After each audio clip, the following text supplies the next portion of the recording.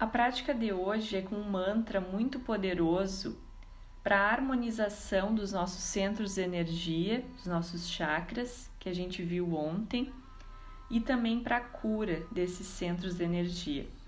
E esse mantra consiste na repetição de algumas palavras.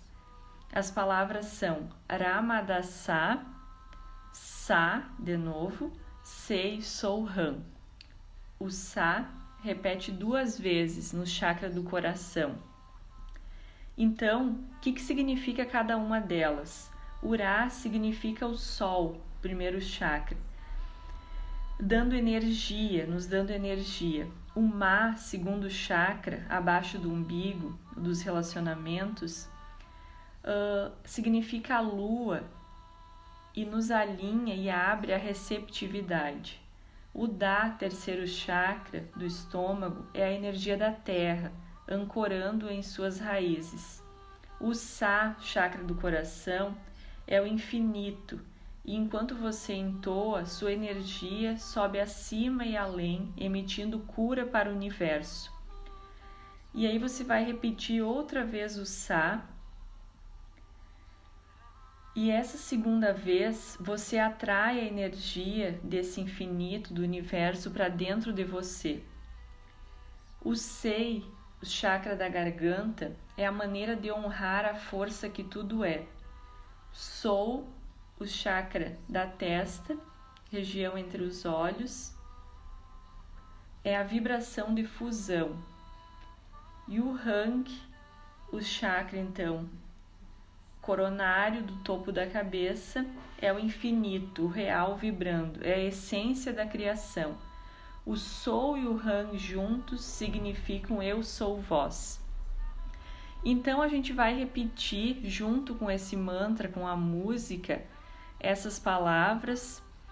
Você pode repetir mentalmente, pode também, se quiser falar em voz alta um pouco, depois parar, depois só escutar, tanto faz, veja como você se sente melhor, tá? Pode só escutar normalmente, pode mentalizar cada uma das palavras pelos seus centros de energia, então fique bem à vontade para como você se sentir melhor. As mãos, já se prepare então para a sua postura, as mãos vão descansar sobre o colo, né? Se alinhe na sua postura, faça uma respiração profunda, uma respiração mais profunda